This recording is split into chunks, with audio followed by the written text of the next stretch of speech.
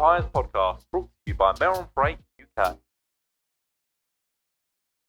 Right, welcome to the Fingers in Pies podcast, episode 11. Yeah. Tommy, Crazy, we made it to 11 with Meron Freight UK and special guest today, Taylor Cannell. How are you doing? Yeah, all good. Yeah, all good. Taylor of TMD Detailing, is that right? Yeah. TMD Detailing. It's not TM Detailing, is it? No, TMD. No, TMD Detailing. I've got it right. I know. I've already just learned how to. It was already taken that one. So. That's what it was. We're here to chat about lots of stuff. We've got some pies on there. It's getting close to Christmas. We've got some mince I know, pies. I do like the look. It just I like a little mince pies. The only thing is, they've got a lot of icing sugar, and the person with a beard, that ends up in there. We'll save that one for Jimmy, maybe. Anyway, let's talk a little bit about how this has come about. It's got very hot very quickly, isn't it? Taylor, obviously, we have a mutual connection. Yes. That's why it's come about. She'll remain nameless. We don't want to bring her up into it. Yeah, we don't want to bring Sam Burton into this. She's a great designer and does loads of stuff. Right, so Taylor, the reason we wanted to get you on is because Fingers in Pies podcast, we open to absolutely everyone. Business, lifestyle, motorsport. The whole reason it's called Fingers in Pies is because Meron and Tommy from Meron has fingers in lots of pies and doing lots and lots of stuff, which we'll come on to in a bit. But Taylor, this has come about because when did you have a detailing business? Yeah, local-ish to here in Essex. Not far, not far to us here in Essex. But it's going pretty well. Yeah, it's going well. One man band. Are you on your own? Just literally just me. Okay. So when I say it's going pretty well, I remember this detailing business following it to a certain degree when I was, even though someone told me I didn't follow it, I did follow it. I always followed it. Anyway, and then all of a sudden there was a shoot up, and I was chatting to our mutual friend, and I was like, that's blown up a little bit in terms of socials, Instagram and TikTok. So tell us where you are with them as well. So it comes in like waves for me. Can't remember what it was. Was that like a couple of hundred followers at the start, and it was like getting to 1,000 and was like following a few people. You know the classic. Did that to like it got to like 1,000, and then I just started doing content. It started with Instagram first. Just started doing a bit of content. All it was at the start was just to get my work out there. So people could see, because I always think it's better than photos, because you can post a photo of a car and it looks great. So it doesn't mean anything. So I did some videos just to so people could see the work. And it's just a case of like making the videos more enjoyable, because sometimes I'd have some like really bad cars and you could just make them satisfying. So I did that. And then it sort of took off to first to like 10K. Not overly crazy. It was about Christmas time. So it must be about 2 years ago. And it just sort of like shot up. I got to like 20, 30K or something like that. Yeah. I remember seeing it around that stage and I was like, oh, wow, that's sharp. Yeah. It was like pretty quick. Like, Was there a certain piece of content that actually sort of grabbed? Or? No, not really. It was just weird. It was like the algorithm just, I like that video. Then it was like, this one's all right. And it just sort of was all flowing. There wasn't really one. Generally, like when one does well, you get a few followers, but it doesn't grow everything, if that makes sense. Everything was just doing well, and it's like a wave, like it goes well, then it slows down, and then it's up and down. Were you ever like, so look, detailing cars, I'm not going to insult the trade, because if I just go, well, you clean cars, but I detail cars, basically. There's a thing. I've made that mistake. You just dug yourself a bit offensive, but I've made that mistake before. I'm like, but you clean cars? He's like, I detail cars. That's like, I hate when people call me a valet. So you want to offend me, just call me a valet. Detailing cars, you're doing your thing. Was there a point where we've had this discussion about content, like where you're just literally showing people what you do? And then people like in their thousands are watching it. Is that just it's weird. It's like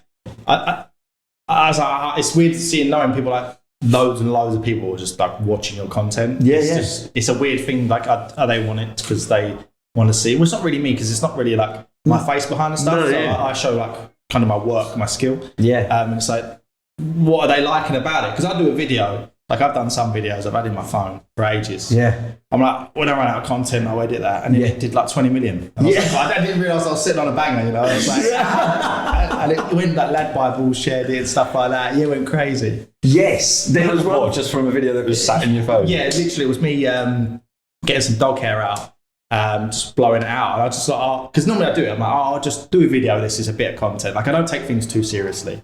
I was like, this will be a bit of content, just plot it up the phone. And then I was like, okay, I'll do a couple of different angles.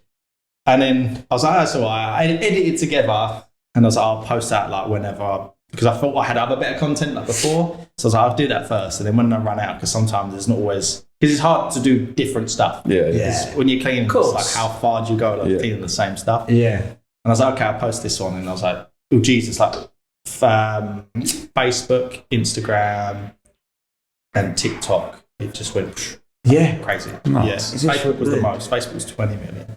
If that video did. Yeah. Absolutely mad. Because I remember Lad Bible grabbed it. Yeah. Grabbed your They video. grabbed a couple of videos, but that was the first one they actually grabbed just that video where usually they messaged me and they wanted a few content and they met their own.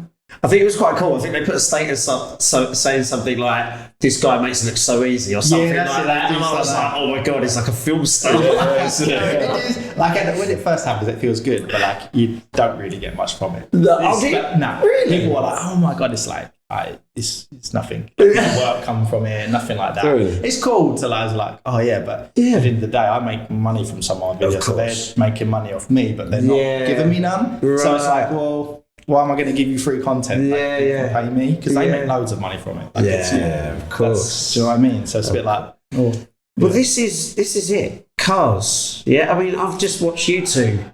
Like drooling in the car park over a car. You know, I love cars. See, when you've got something, and this is another point. You've got to love what you do, but I mean, you've got something everyone drives. Everyone knows what it's like to try and get your dog hair or mud out of that, or you've had muddy boots, or you do the scratches and cars and stuff like that. Yeah.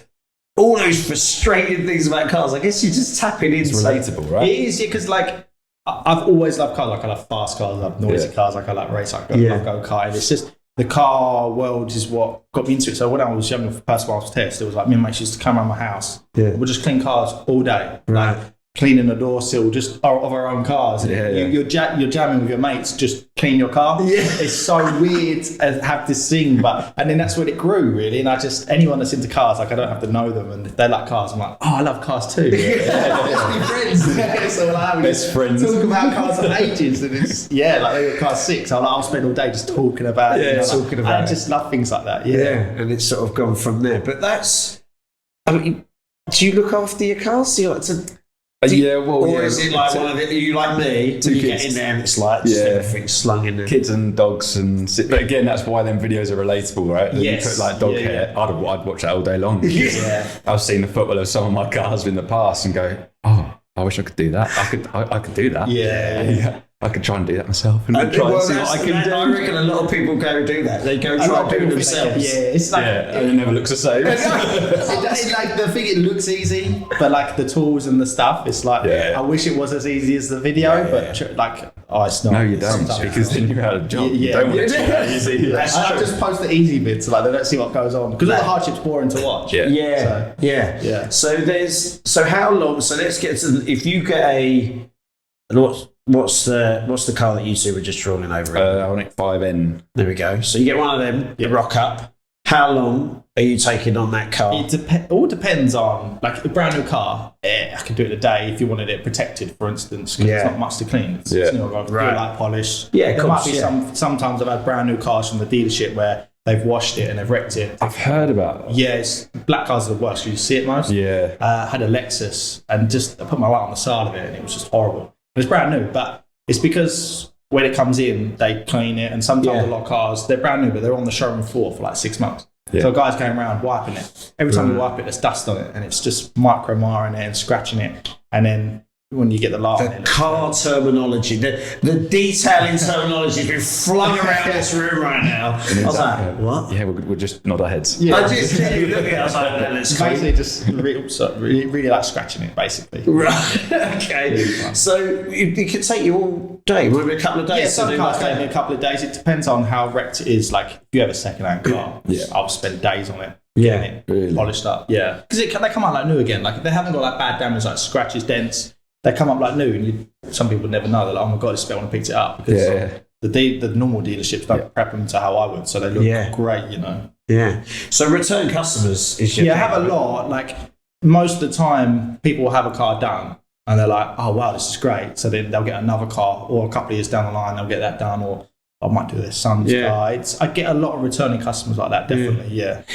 So how did it all start? You just talked about you and your mates washing cars. Then genuinely you were the bucket and sponge thinking I'm going to do this for a living? It's quite a long story how it actually started. So first of all, obviously I used to do air conditioning. I was doing that for like 7 years. I always enjoyed cleaning cars with mates. Like standard 17-year-old get a car.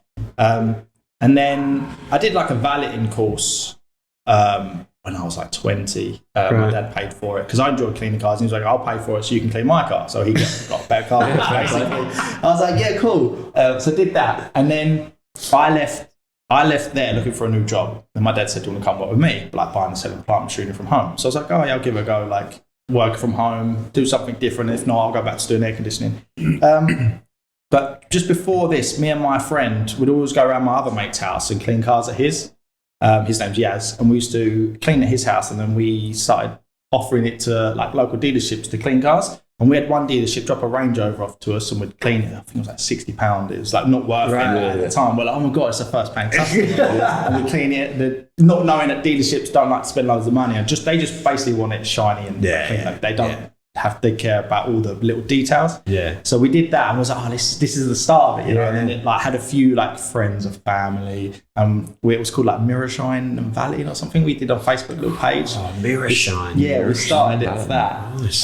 That's still online now. It's still going. Yeah, like the page is there. You can pick it up. Pick it up. It's like all that thing you can do. There's all our old videos, like little pictures of all our old stuff, and now look at it now. I'm like, oh, that was so basic. Like, this machine was just horrible. And then we did that for a little bit, and then we both sort of gave up on that. And then I decided because he actually bought a van that was like kitted out with all of the back. And I was like, oh, let me buy that off you because I'll start doing it mobile and just earning some pocket money. So it's like, I've got a couple of free days. So I love money. So I'll earn some money where I can. Yeah. So I bought it off him and then it wouldn't start and then the turbo was gone. So basically, I just bought the tank and like the generator off him and then he took back the car. And then I bought another van. Kitted it all out myself, went B&Q, like cut it all, kitted it out. It looked pretty good. Nice. Put all the tank in. And then I don't know how I got customers. I did one customer that I used to do aircon work for, like a private work. And he was like, oh, you can come around it's like business like this. And then they'll park the cars outside. Yeah. Go around there. 20 quid a car, or 20 quid for 4x4s, £15 for little cars. Yeah. And I'd earned like 100 quid in that day. And I was like, oh, this is all right. And then it's like, why am I doing this? Like, it wasn't enjoyable. Right. Like, it was just rough, quick cleans. And I was like, so I gave that up and ended up doing it more like nicer cars, spend a bit more time. Yeah. And it literally went from there. And then I got into it more and more. So I said, oh, Dad, can I bring some cars home? Because he had like a warehouse where he used to buy and sell the plant machinery. I'd do them in here, like take them and then clean them at home and I could polish them. So I got a polisher. Actually, my first car I ever did a polish on was my mate's McLaren. So it was quite scary. I spent hours doing it and I couldn't. Was he stood over you? No, he wasn't actually. He was actually really chilled. Like it was good. But I polished it well. But like there was still like micro marks. So you put a lot on it, you could still see little things. And I was like, I couldn't. And there was like this haze on it. It's like, I was using the wrong machine and pad at the time, but I had no idea. I'm burning through all these pads that like coming away from the back end when I'm just doing it wrong. I didn't damage the car, but it wasn't perfect. And he was really happy with it because obviously the difference was great, but I could still see it wasn't that good. And then I did that car like a year and a half later, and I was like, oh my God, it's so bad. Redid it, it was perfect. But there's like such a long way where I'd come. And then that's how it started. Yeah. You started. So, I mean, we've talked about managing businesses and going out your own, it's quite daunting. Yeah, There's a lot of pressure with it because you've got to make sure you've got consistent work. So when did you feel like, okay, this is it, TMD? It wasn't a sort of decision on. So my dad's work wasn't doing that great because obviously Brexit happened and everything. So I said, look, whatever I earn from the cars, he was paying me my wage. He just matched the wage that I was at my old job because he wanted me to work with him. So I was like, look, whatever I earn from there, or whatever I earn from cleaning cars, I'll tell you what I've earned this month. Just take it off my wages because I felt bad taking money off him when I'm not really doing a lot.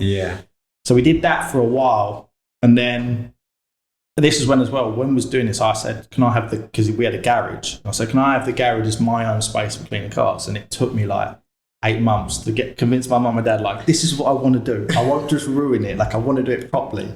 So I got it, and I wasn't allowed to put the wall up because like in some of the photos you can see it's like nice, and it's just a garage. Trying to charge customers lots of money to bring it to this garage is very difficult. So I had to like convince my mum and dad, and I finally did. And I'm like, I didn't have loads of money, so I makeshift a wood wall with like a curtain, so it looked like half decent. And I had like old kitchen units. I put them in there, and then COVID happened, and we had that first 6 weeks where like no one was allowed out. It was a really weird time, and then that was it. I said to my dad, I was like, look, I'll just do this. You don't pay me because his work wasn't as busy, and I was feeling bad. I don't like taking money, like not doing nothing. So I was like, I'll just do this. And just basically see how it goes. Because I had a bit of obviously COVID money was helping me get through it. And then I was like, right, I'll do this.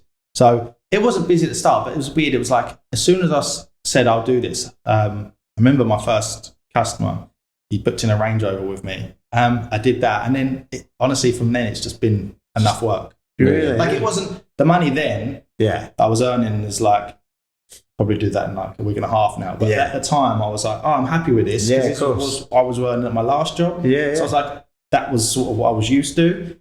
But it wasn't enough to run a business off back then, but it was enough to like if you said, oh, this is what you're going to earn, I wouldn't have even done it. But I did it. I just went through it. And it just it's kind of worked out. Literally, It's just kind of worked out through you actually loving what you do. Don't get me wrong. Like I feel like if you have half the battle is liking what you do. If you like what you do, it's easier to get better because you want to get better. When you're doing a job that sucks, like it's hard to like go, oh, I'm going to put everything I've got into this. Even after work time, I'm always thinking about Especially what makes you is that extra 5-10% above everyone else, right? So, and that's where actually the passion's into it. That's exactly it. And I think that is then that little bit makes such a difference compared to everyone else. Just having that little edge. I mean, you can relate to this sort of being thrust into a business at a young age, kind of having to sort of juggle it. It's a bit daunting because the fallback is, should I just go back and work for someone? That's always like, well, I can just go back and work for someone.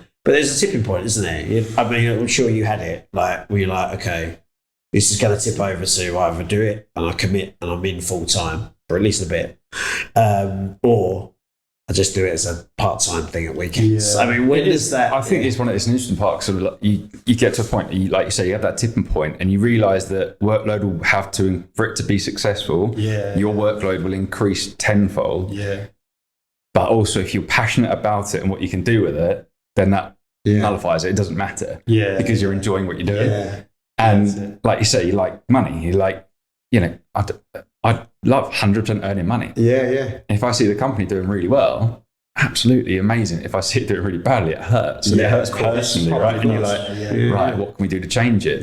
Where some people could go, like you say, I'll just go work for someone else. You know? It's never an option that. No, exactly that, right? And you get that, especially when you've done it and you're like, right. You can't go back. There's always going to be finger and pie to make sure that doesn't happen. You've got things set up, right? Family wise, everything for the future, that everything's in a line. That you go, right, this is the route. Okay, 100% the road will have multiple different angles that it could go off because you never know what's coming up. COVID being one of the main ones, right? But as long as you adapt to succeed, you will. If you've got that built into you and a passion to go with it. And that's when something like this and what you've done proves that point exactly.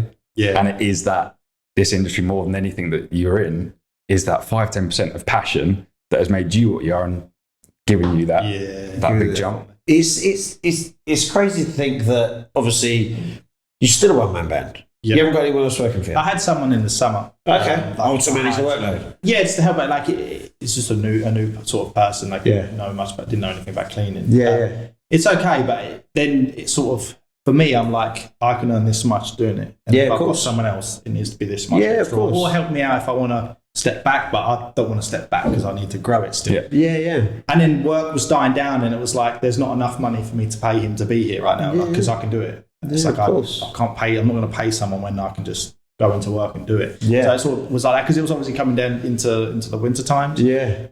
So it's enough for me, but it's not enough for me to be paying for someone. So in next year, I may look at maybe bringing someone else on to try and help out over the summer. But it's hard to I haven't got like loads of it to say. Look, I can't afford to have someone like me come in. I've got double the work. Of course. I don't know how you do that as a single person. It's so hard. Yeah. I can get enough in, but it's like doubling it's a big thing. That's what I was going to say. So do you get to a point where obviously you're charging what you're charging, you're starting out, you're like, I've actually earned this money this week and I've earned this money. Do you ever get to a point where like, oh shit, this is actually getting to a point now like I actually can charge more for what I'm doing. Yeah. So I've got the expertise. Yeah. People are trusting me with them. Very nice cars. You're not just doing my cash guy. You're doing a very, very nice car. Nothing wrong with the cash Nothing car. wrong with the cash Nothing car. wrong with the cash car. Plenty wrong with mine. No, it's actually right. So yeah, like you get to sorry, yeah, that's what I was saying. You get to a point where you're like, okay, I can kind of charge what I want to charge here while staying competitive. I've got people's trust. I've got return customers. So you get to a point like, do I want to? Are you a bit of a yes man is what I'm saying? Like, you like, give me that work. Yeah, come in here and I'll just work 14-hour days. Or do you have to balance it? It depends on the customer. I've got some customers I've done a lot for. Like, I've got one customer going, he's paid for me to go go-karting tonight. Right. So a lot of the times for him, it's not yes in terms of the money. It's like he's got vans. Like I don't really like doing vans. Yeah. I won't go on my unit, but he likes his company to look nice. Right. So he gets the vans done once a year. So I say yes to him. Yeah. Because he's a good customer. Yeah, of course. Like for me, it's although it's about the money. Like I like good customers. Yeah. Like, the loyalty side of things. Help do something like I don't like doing motorbikes, but for one of the customers, I've done a motorbike before. Things like that, you know. Like I'll go out my way, but if another normal person rang me like I want this, I'm like, no, I don't. Like I've got enough work. I don't want to be doing work I don't want to do. I want to do work that I enjoy because then the passion's there. Like so, and everything's just better. Yeah, of course. Unless it was like really busy, I might do some jobs I'm not too keen on. And if it's not as busy, but I haven't been to that stage yet. So I do pick and choose some of my work, and a lot of people ring up and like, oh, that's a bit expensive. I'm like, well, that's what it is. Like there's no. Go somewhere else. There is a reason that you're on the other end of this phone. You rang me for a reason. Exactly. And I put like from price on my website to cut out the people that go, I wanted a 20 quid wash. Yeah. You've definitely run the wrong place. It doesn't say car wash on my website. No, of course. Yeah. It's not drive through. That's a nice position to be in. I mean, you must have been in a situation where you're like, no, I don't want that bit, but I actually need it. I don't know. The need and the want is kind of balancing act. It's the same with us. You know, we get work in. You know, we've done jobs where there's not a massive amount of money in it, but at the same time we want the work and we want to do it, and we can see where that's going to go, and it's absolutely paid off for us down the line. Yeah, I think like all of a sudden we get that bit of work that we did there, and then you're seeing the fruits of your labour now come in, because we not only as part of our show reel, which we've all got to have, but then also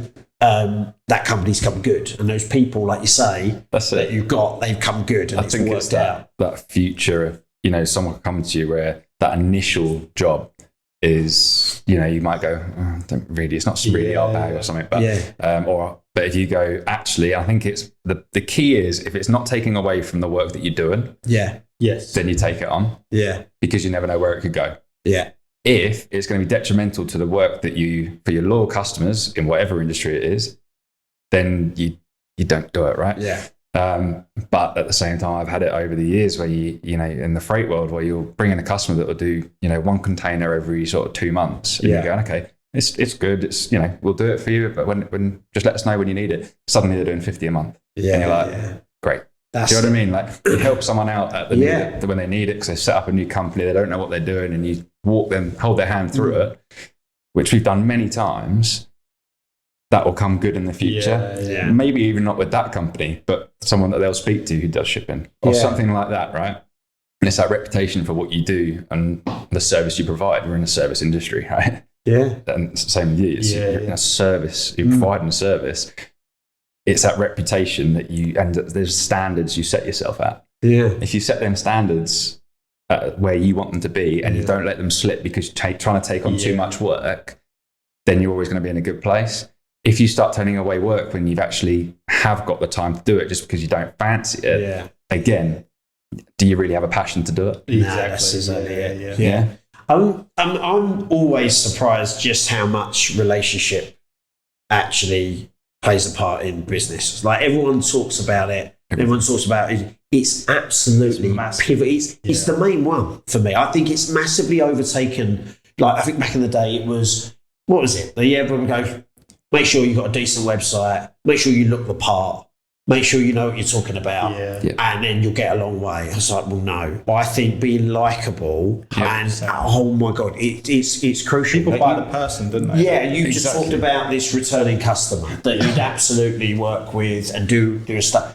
You're not going to go anywhere else. He's got a relationship with you, and that's kind of it. Unless you are literally like, I'm not doing it anymore. You know, you have to go find somewhere else. But you'll find that relationship is so key with a one-man band like you, with a family business like yours, small outfit like ours. The relationships have actually been where we've got all of our work from. Like for the last 2 years, we're nearly at 2 years. If we don't have the relationship, we don't have a business. We're not able to scale it. Because people do what we do. There's other detailing companies out there, right? You'll absolutely argue you're better than all of them, and probably are. But there's other detailing companies. There's other companies that do what you do. Other companies 100% that do content. There's one every week, it seems.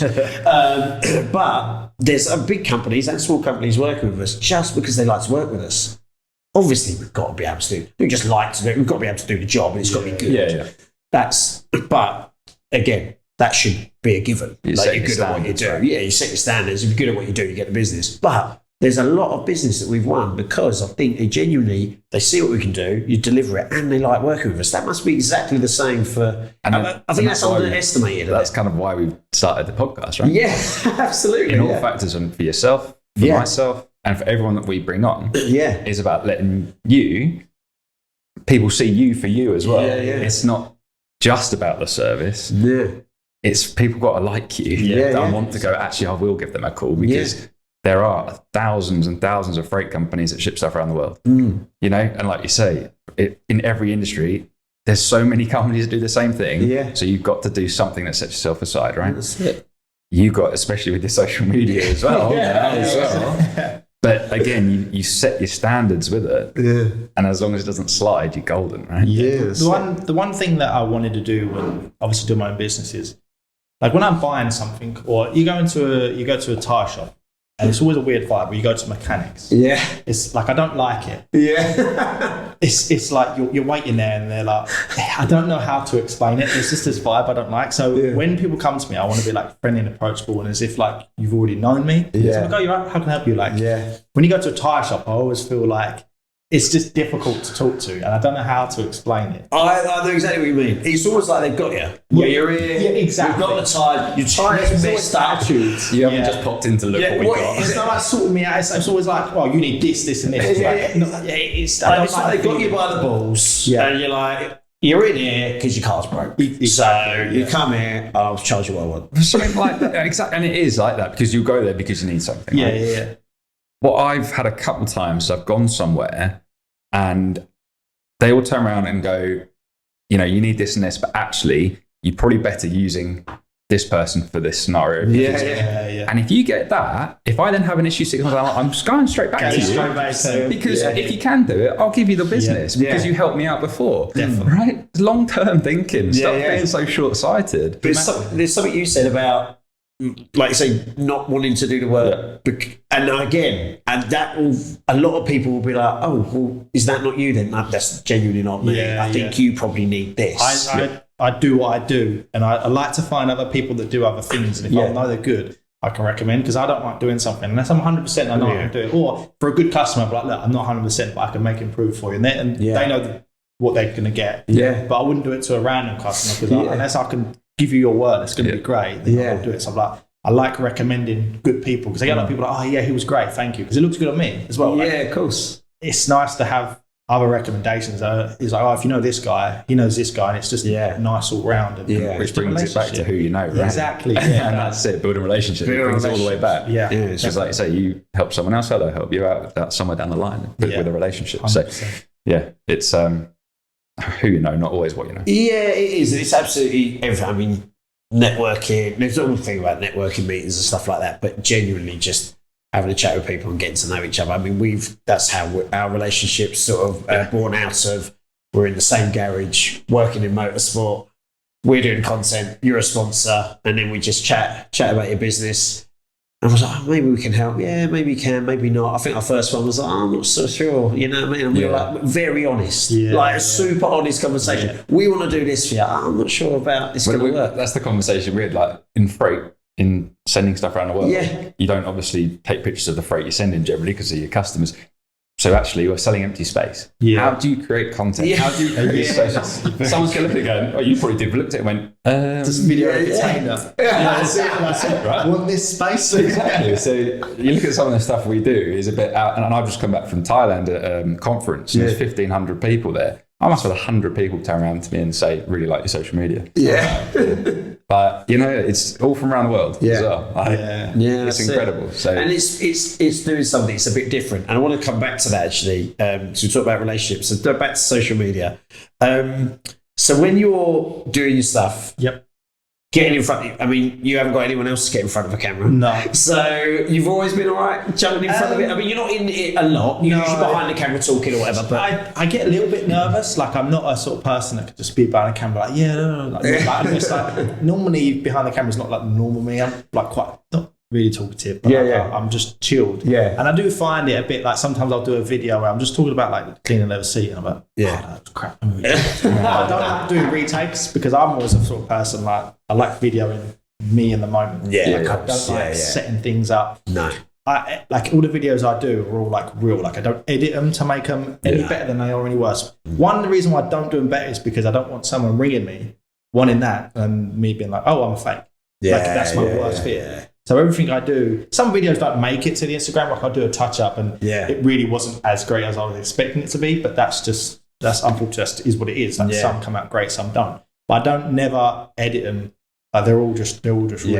So there's and I think that comes across. So when we've been watching your content, like there's a lot to be said. You hit it at the perfect time.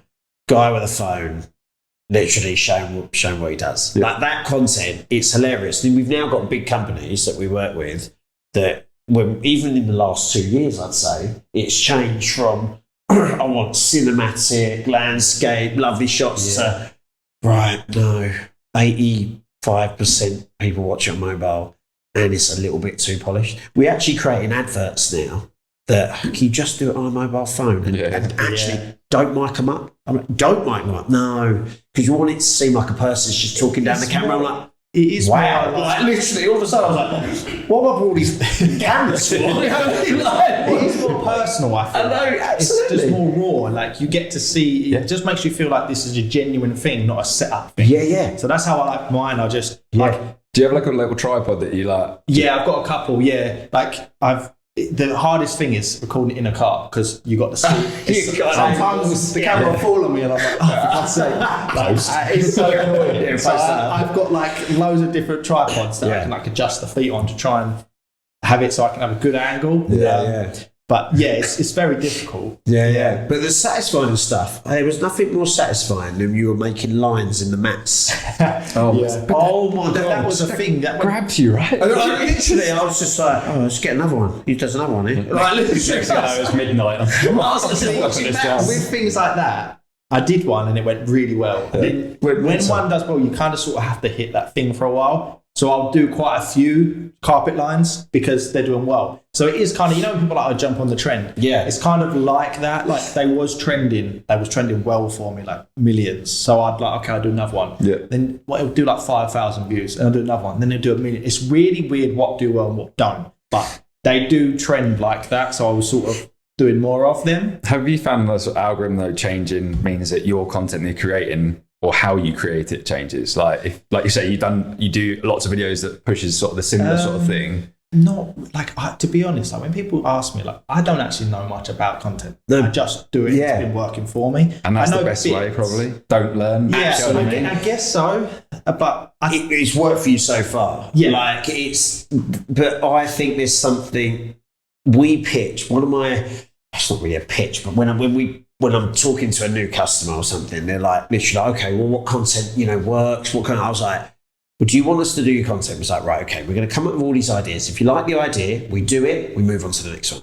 And they're like, oh, do we not sort of analyse, see if that works? I said, if you spend forever thinking what works, when should I post it? What day is best to post it? What works well on Insta? What works well on TikTok? it never will. Like an idea, do it, move on to the next one. Yeah. Because that idea that you love will get 2,000 views. The idea that you thought was a bit crap sitting on your phone will get 20 million. Yeah. Like, it's always the way. I said, you can't, the ideas that we loved in motorsport, some of the ones everyone's going to love this. Yeah. This falls flat on its arse. Yeah. And you literally, put so much effort into that. Drivers doing a Hawk 2 with a chamois. Right.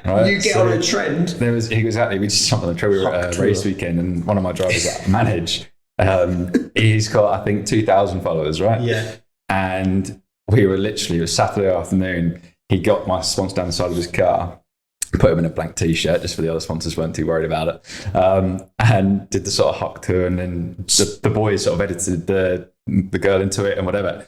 And it just took off to the point over the weekend, everyone was coming up to us going, have you seen your numbers on that video? Yeah, like, 160K by the end of the weekend. It was like, and bear in mind, this guy got like not even 500 views on this video. it was just like that. And we're like, oh. Yeah, he spat on the chamois and he wiped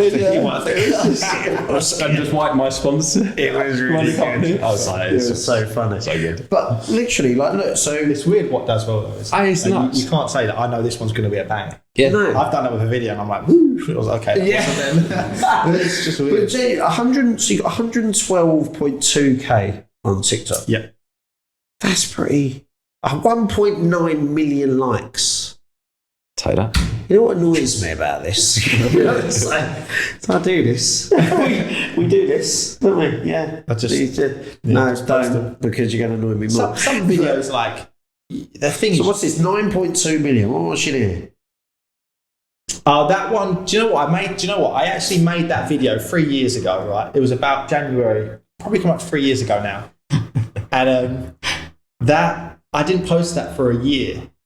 No, I did. I posted, it did well. And then I got monetized, well, not monetized, on the creator program on TikTok, so you get paid. And I was like, oh, I'll post this one. And it earned me up Really? a lot of money. That's mental. One video. It's changed now, but at the time, that was a really good video for me. It did well on every platform, even YouTube Shorts. And you can't figure out, like, if you look at it and go, Can't even, like, technically that video, I shouldn't even put paint in it, because now I know that I could have sounded like, that was when I was just first getting, I wasn't that knowledgeable about, Right. that was like my first one. Like, now I would have just sounded it out. Like, there was no need for the paint. But it did well. But, like, there wasn't no need to dig put it out your paint. own video. There was. Cut that bit. do you do that? It's like learning all that. Do you look back at when you started and go, I'd have done that different, I'd have done that different? Yeah, some bits, not loads, but some bits I'm like, I've got new tools to do that better now. But that's part of business. Learn. Like, I'm one man, like, I have no one to tell me this. Yeah. So, like, everything that is there is just me learning. In that world, though, as well, the tools you use, all these like new special things keep evolving and coming out that you're going, I want that. Yeah. So I've got a lot of tools and they are expensive. Like, cleaning cars, you think all you need is, like, some people are like, oh, you only need like a couple of products. Yeah. The problem is, the one thing I see, like, I hate products that do everything. Yeah. Because I feel like it's like someone, like, if someone's good at everything, they're a master of none. Yeah. So I have products that I like that is really good at that, really good at that. So when I'm doing something on a car, I've got bottles everywhere because they're perfect for each thing. I can get through it quicker. Yeah. And it just works out better. You get a better result. When you're using one product, you've got like cleaning isn't really much elbow grease as such. Like if you're struggling to do something, you've not got the right product or tool. Like the tool and product does most of the work. You're just there like back and forth. Like, I don't get out of breath doing anything because the product does it. Like if you're cleaning well, you shouldn't go, the product's not working. And you'll just end up causing damage. Right. So you get to a point where you learn what products work and stuff like that. So I'm just looking at some of the comments. I mean, everyone's an expert with this sort of stuff. When you must have a few car people going. I've got a funny one. So when videos start to hit 100k, that's when you get sort of the haters. Yeah. And you get used to it. But I had feel sorry for my old barber. I was doing a carpet line and someone commented, "That's a dead trim." It was so funny. I showed my barber and he was like, "What the fuck?" And oh my god! No, it's all right. We're allowed to swear. Yeah. So you always get the experts. 100%. At the end of the day, if you're not getting hate, you're not doing something right. 100%. And with car cleaning, it's so not understandable with like prices and stuff. Like, why would you do that? Yeah. Like, because obviously, I'd say like half the people just like a car is fine. Like, if you don't care, that's fine. It's complete. Like, only about 5% of people out there are like my customer because not everyone likes things perfectly clean. Yeah. I'm not doing it to everyone. Like, everyone's like, why are you wasting money on that? Like a scratch. Some people are, I'll just buy a new car or buy a new door, like, or just get it painted or leave it. And it's like, yeah, but it's what I do. Like, I need to eat, you know. the people that comment that actually take the time. You can't be replying to all the things like that. Amazing. But I think that's what you're saying. We've done it before. We've done car dealership content, and we've all of a sudden got 3 million people, like, and then half of them are going to call you unprofessional. Half of them are going to. We took the mick out of auto licenses. I mean, you've got an auto license. Awkward. Shock. Jim's got an awkward auto licenses. We took sorry, Jim. Took the piss out of people with auto licenses, and we're a car dealership. Yeah. And literally like, oh, that's right, mug people off. You know, some people have got auto license. It was like, we're just poking fun at the industry. We're not actually poking fun at people with auto licenses. It's not an individual. It's a lot of people take the mick out of people. We take the mick out of those people, not necessarily the people with auto licenses. Oh no, that's it, so unprofessional. And then there was some people obviously getting a bit prangy in the dealership going, oh, we're getting a lot of heat. I was like, you've got about 3 million views on that video or 2 million views. You've got about 30 people commenting the bad stuff. I said, if it's 2 million comments saying you're out of order, I said, fair enough, I'll take it down. Don't worry about the 30 people that have had problems. Yeah, it's going to happen. No one's ever, you're never going to get everyone's going to be like, oh, well done. You're never going to please everyone, are you? No. So in terms of the best car, I mean, we've got to ask, the best car you've ever worked on or detailed? It's not, it's like, I've never worked on like crazy cars, like Bugattis, nothing like that. No. But I've done loads of Ferraris. I did a nice Ferrari Pista. So he was a good customer of mine. Nice. Rolls Royce, was the Cannell and Nice. 2 of them.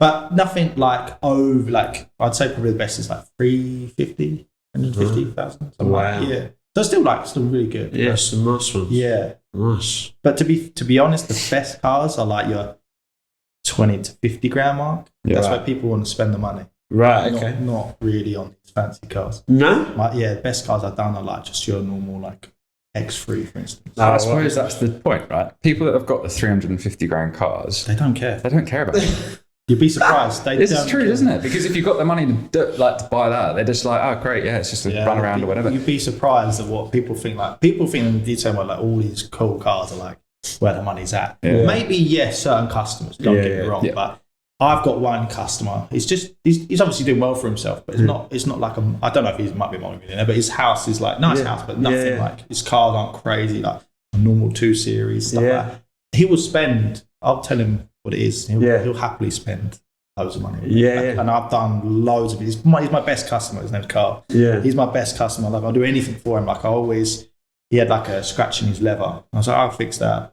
Painted the brake calipers. I don't do caliper painting, but I took them all apart. Didn't properly like. He's one customer that will go that extra mile forward because he was my first customer I ever had through an email, and I was like, what is it? Why is he emailing? Like, what world are we in? Now I get it all the time.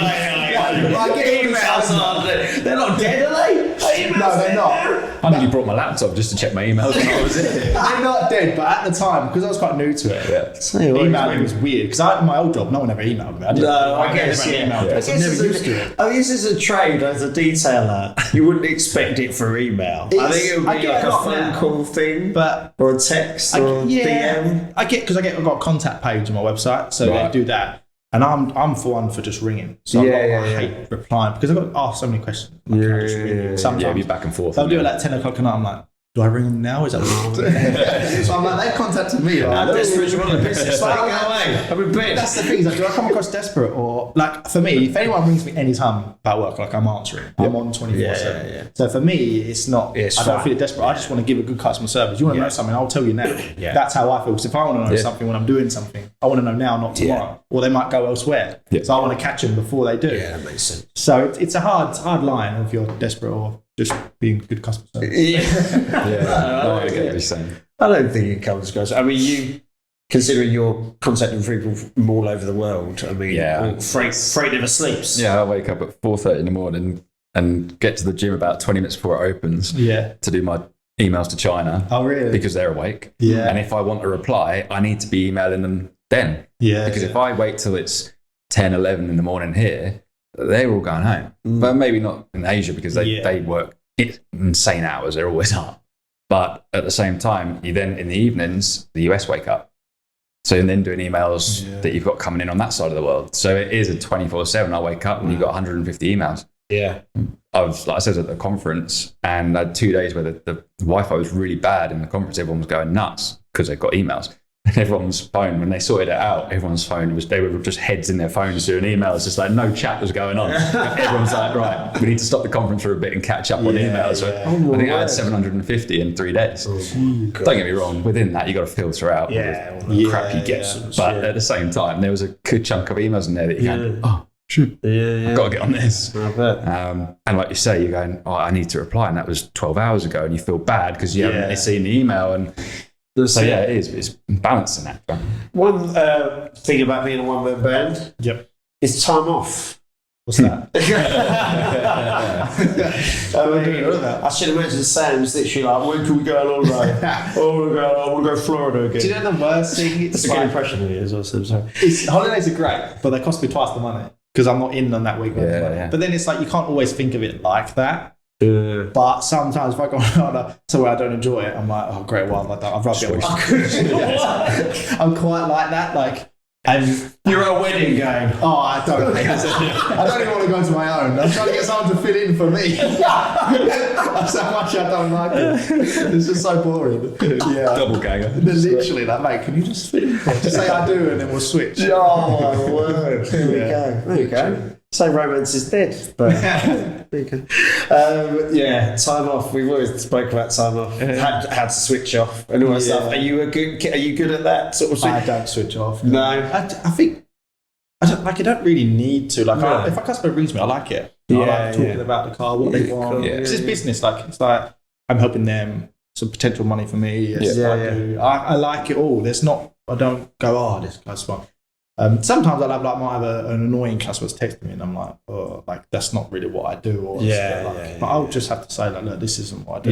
Because sometimes I want customers, they'll see my content, like it, and then they'll want to wait and have a 4-hour clean. And I'm like, my unit's like my space. I like to do the work, block the world around me and just crack on. Like, I enjoy it. I don't want someone waiting there. There's the only people that I'll let wait are like if I know them, they're something quick or something, you know, like new customers. Unless it's like 20 minutes, half an hour, then I'll like, it's fine, you can wait because I haven't got to then wait at the unit for them to come back and pick the car up.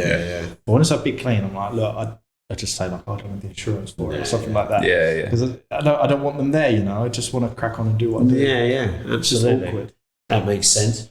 I think what we were going to say is that the enjoyment about what Taylor does is absolutely evident. I mean, what we do, you've got to enjoy it. To be able to do the long hours, to be able to do it, you have to enjoy it. Like the concept, some of the bits that we've done, where we were in Wales for a week, weren't we? Then the freezing cold and sort of doing long hours, staying away for a long time.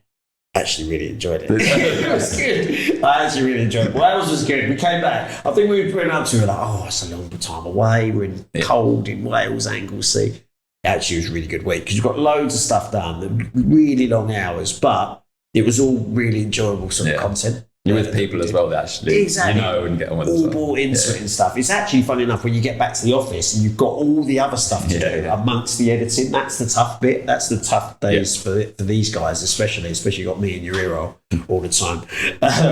Don't noise that. Little noise behind the camera. Don't agree to that. But enjoying what you do, something we're going to bring up because as we've been doing, episode documenting Meron. And what they're up to and what you're up to. Yeah. You, in terms of fingers in pies, it's the definition of you at the moment. Meron Motorsport Management. Yeah. So if you don't know, Taylor, not happy just running a global freight company. Obviously not happy also racing cars last year as the mini challenge. Yeah. Now want to add another string to your bow. Tell us about it. It just sort of, throughout last season, obviously I'm not the youngest in anymore, and I got that pointed out very fast to me when I was on the grid, and a lot of the guys and girls on the grid are sort of like 16, 17, 18 years old, and they just want to concentrate on driving, but at the same time they're all freaking out about their budgets, freaking out about their sponsors being there, how they've got to look after them, split their time and not being able to concentrate on what they're doing. And then I sort of throughout the season started helping a couple of drivers out, just from over a weekend on trying to get their feet indoors as such. That one. And it just sort of grew from there. And I came up with this idea of trying to bring in professionals from all aspects of the industry, be it like Fortis with the social media and the content and everything on that side, who obviously you do Merons at the same time. Yeah. And multitude of drivers and know the industry. Bringing in a company, Grid Shark, who help on the nutrition, fitness, sports psychology side of things. Bringing in somebody for photography, and just trying to bring everyone under one umbrella. So if a driver goes, I just want that looked after, they can come and just get that, as well as the management and sponsorship building side, which is, I love sales. That's what I do. Whatever it is, if I believe in a product or I like a service or something, I love it. I enjoy it. Yeah. So this is something helping drivers out and allow them just to go and do what they do best is the reason that I sort of came up with it. And it's just sort of grown quite rapidly. I think the company went live 2 weeks ago and I've got the sort of multitude of options with drivers and helping them out and building it up, really. Something that I don't think there is in the motorsport industry, but you see it in boxing with Matchroom and everything that's happened through that. I can't see why we can't do something similar within the motorsport world. So if we can build that up and grow it, and I think everything in life, surround yourself by good people, surround yourself by people, right? Yeah. And that's what I've done with Meron Motorsport Management, is surround yourself with people that I think are the best, some of the best in the business, and help drivers out to allow them just to go out there, and then hopefully we'll have champions across the stable as such over the next few years, and see how they progress, and see how assisting them has helped them with their careers. If they end up in touring cars, if they end up single seaters, GT racing, Le Mans, whatever it is, why not? Yeah, definitely. Wow, we'll give it a go. We'll give it a go, indeed. I think it's something. Well, we were chatting about it in the past with me, and I know it was an itch you needed to scratch. Which part, the racing or the? No, I'm talking about the management side, because I remember we were chatting. The racing was one thing, and then you were like, "Hold on a second, I think there's something in this." And then racing drivers, they struggle for budget. They've usually got It's a conversation every weekend. How they affording to be a racing driver is absolutely mad. I don't know how they do it. There was one interview that stood out to me. I think it was on TCR, and I was watching it on TV, and the interview was coming to an end, and it wasn't about coming to the end of the season, and it wasn't a question of, are you going to be here next year? Is that your plan to be racing TCR next year? It was, are you going to be at the next round? And it's like, and the driver was like, I don't know. if I can get the money together, I'll be there. And you're like, well, there's got to be something we can do to help that out. It's crazy that it's so much about money than skill, isn't it? Some of the best drivers, you'll never ever see them. No. Because they just haven't had the budget. But to be honest, racing drivers shouldn't need to be salesmen. They shouldn't need to be that. And a lot of them don't like to be in front of camera as much. But again, you've got to build a brand. A driver needs to be a brand, and everyone that works with myself, we've got to build that brand, including my daughter, who's 12. And I'm turning around to her saying, Tilly, we've got to build you as a brand. And this was a bit weird saying that about your daughter, but you do. So we got her a logo, got her a Tilly Watson Racing. And that's going to be a logo that I'm going to push and push and push. It just takes people to grab because even her, who wants to go and race in the 100 Club next year, that's 3 to 5K. Well, if I can bring in a sponsor, she'll obviously, for her age means there's certain things types of content that we need to be sensible around.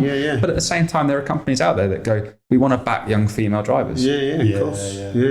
And the content, working with the likes of Fortis within that, means that we can actually produce some really cool stuff. We'll make it work.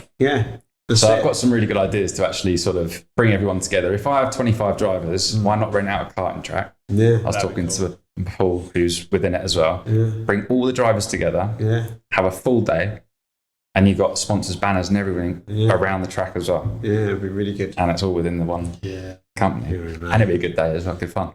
Yeah, I can see where this is going to go. We're going to be in a meeting very soon. We're getting all excited. Quite like them. I want to talk about a little bit about sort of so we talked about when you brought people in. Your one-man band, do your thing, paying the bills, I expect, and all that sort of stuff. Just about. And where does it go? Where does it go from there? I mean, you're looking to conquer the world? I mean, eventually, how old are you? I am 32. 31. 31. Next month. Okay. So, 31. My own age. Is it all right? We'll cut how long it took for you to actually remember your age. It's the hardest question we've asked him.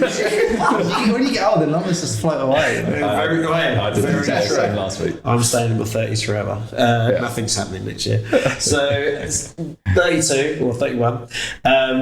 Where do you want to, 10 years' time, you want just people working for you? What do you want to... Someone else asked me, it's like, I don't really know. No. I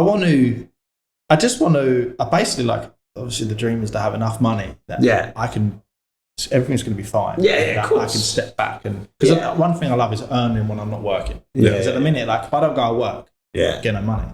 So we started selling products. So I do a lot of TikTok shop. Nice. That's probably where 95% of my sales go through. Right. We've got a website. We sell some through there. Nice. But it started because I'm cleaning his customer's car. And then I had one customer. His name was Robin. He's actually got me the customer. I'm going go-karting today, actually. And he was like, if you had the stuff here, I would have bought it, 100 quid's worth. I said, I would have bought it. You just missed out on the sale. And he was like, and then the other customer he got me, who'd done all the seeding for my uni, was like, you're too busy to make money. So I was like, oh, okay. So I ended up getting them cheap enough. I ended up talking to some manufacturers, getting the stuff. Because a lot of the stuff is the markup on it's it's not worth it. Yeah, cool. So, it was a leather cleaner is my really good seller. And I get that at a better price because I buy loads of it. And then we got these pads we get now to help clean it and cloths and stuff like that. And they do really well on TikTok. And we've sold, I think, 1,800 this year. It started in January. And then we've done 3,000 scrap, something like that. So we've done for just me, and we send them out from home. So this morning I was packing some orders. Sam will pack some. It's just a little side thing, but I put some money, all the stuff, and that's in another account I don't touch. I'm trying to build up sales basically, because then I don't have to go and work every day. If you're wanting to take a step back, obviously it's hard then because this level of service that you're providing means the people that would come in have to be at that standard. Right? Exactly. It's very difficult. You could set up a course where you teach people. Do you know what? And then end up. We can cut this out. Have people said that? The problem is every detailer does a course. And it's always this course, that course. And it's so... Does every detailer have 102K and 100? No, some of them have. No, maybe not. But it's I just don't want to. Because then you just employ them, and then they literally learn from you. It's true, but I don't want to come across online as this person that's like, sells the course, all that crap. I don't want to be that. I'm just me doing my work. Yeah. Here's my skill. I have taught one person, to be fair. I didn't charge him. He come down. I was like, he asked me, and I was like, look, come down. It was just to help out, you know. Yeah. But I get a lot of people ask me for jobs and stuff like that. They're from wherever in the world. And I just don't want to be that kind of cliche. Because a lot of people sell guides, $9.99 a month and all that stuff. Yeah. And I'm like, no, it's a bit. It's not me, you know. And that's the thing.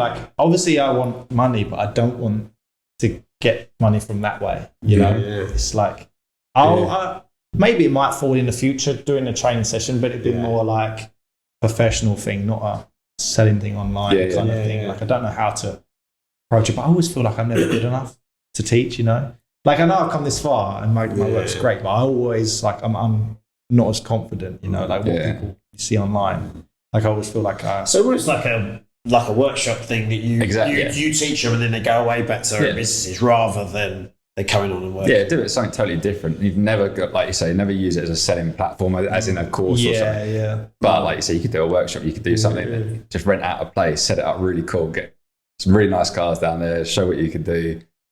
And you'd probably have about 20,000 people. Oh, that's the problem. I think that's the problem. If you did it, you'd be like, oh shit, what have I done? Everyone's set up. Sorry. No, everyone's set up. It's weird because my followers, you don't know who's following me that wants it or just enjoys the content. Of course. You can, my content, you don't even have to speak English to like it. Because I don't speak. Of course. Yeah. So it's a lot of it's you might say that, but it might be a load of just random people. Just to create lines. Yeah.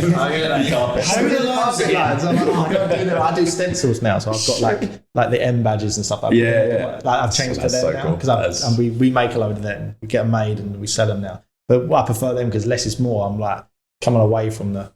You do football clubs and stuff like that. Could you do that? I could do anything. I could get them made, but that'd be cool. That'd be quite cool. Yeah. I'm a West Ham fan. True. Yeah. That'd be banging. Could do that. I don't like football. I hate it. People are like, what's your sport? I'm like, I don't. They're like, I just don't like football. Hit me beef. Time for football. Good work. Right. As courtesy on the Fingers and Pies podcast, when I said this to you earlier, you were like, pies? Why are you getting pies? She was really weirded out about pies. I was thinking that.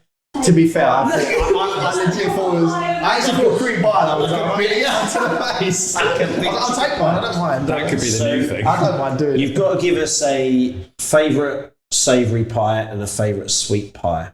What would it be? I know why she's laughing. Why are you laughing? I don't eat pies. Laughing? I don't. I'm so fussy. You don't eat pies? I like steak pie, but not steak and ale or steak and kidney. No, is he a fussy eater? Yeah. Are you a fussy eater? Yeah. Oh my god, you two don't like football. Don't like football. Do we just become best friends? Also, are you very aware that you said the words cream pie on our podcast? Just to let you know. What cream pie are you talking about? No, I'm just saying. I feel like that's what I was saying. I realised when I've said it, there's a few people who have gone, oh, yeah, like a cream pie. Don't say cream pie. You know, if it doesn't go well, you can branch off to that way. We can, cream pie. Cream pie. Yeah. My favourite pie is not a cream pie. Right, okay, anyway. Well, it should be yours. It should be hers. Just saying. There it is. There we Tone go. lowered. There we go. That took an hour and 3. Yeah. We got there. That is brilliant. What's your favourite sweet pie? You don't like sweet pie? It's not apple pie or anything? Nope. What do you Nothing. eat? Or do I eat sweets, chocolate? Sorry, how old are you again? What's the go-to dinner? Dinner? What's his favourite dinner? Burgers. But, oh my god, it's what you mean? It's just a better looking, more successful dinner. This is where you could be. I like some foods, but I like a decent burger, but I'm not really. Doesn't matter what restaurant we go to. Just a burger. Oh, a steak. I love a steak. I'll be honest, I had the burgers, probably the first thing I look at. On a pub or something. Yeah. Yeah. So you're not going to try any of these? I mean, I'll try one, but. Are you going to try one? Yeah. Go on then. I don't know if I like it. I don't know where's what. I think, well, these are the hog roast ones. Are the hog roast ones with the... I think these are the ploughman's ones, aren't they? Yeah? I'll go with that. I'll test it. Go for a ploughman's. I've never had one, but here we go. I don't think it looks similar. This is a ploughman's, is it? Yeah. It wouldn't be my first choice. No? No. Do you have mince pies? Put it back. No. The face on that. Horrible. That should be our still shot. No, mince pie, no. You like mince pies, Jim? No. What is this? This is like What's yours is different? pork, You got cheddar, and pickle. You got the hog roast. It's a bit sweety. It's not terrible, but I'm not really. You can like put it back if you don't like it. You don't have to eat You it. don't do it all. Yeah. I leave it. I think put it that way, doesn't it? That's been touched. Yeah. No one. We can edit that out. Yeah. You like this, Charlie? Yeah. This is horrible for people listening, by the way. Yeah. Yeah, just get closer. No, I'm not. We went in one, didn't we? We went Christmas last year. Christmas last year. We were doing the mince pie in one, and we whacked it in one, and then the next 2 minutes was just us giggling. Yeah. I think snot came out my nose at one stage. It was We had to horrendous. cut that down. I think it was about 15 seconds of just hearing munching. And a lot of giggling. We got the giggles through it as well. We were Tingram. Yeah. Just got the giggles with it as well. Yeah, And it was just, he was crying. We said we wanted to watch. It was like we were pissed. It was Yeah. like 10 o'clock in You the should do a morning. cinnamon challenge on there. That'd be quite fun. Yeah, Then what a try- cracker challenge. Just have so many crackers in your mouth. Yeah. Then try and end the episode. So that probably brings us to an end Yeah. for episode 11. Taylor, thank you very much. Thank you for coming. For coming appreciate on. it, mate. Thank you for coming. Thank you very much. We're all the time. Thank you for coming. This is my show now. I'll go. Episode 11, thank you very much, Tommy. Cheers, mate. See you There next we time. go. It's another one. Episode 11, episode 12, dropping very, very soon. Yeah. There we go. Fingers and Pies podcast brought to you by Melon Freight UK.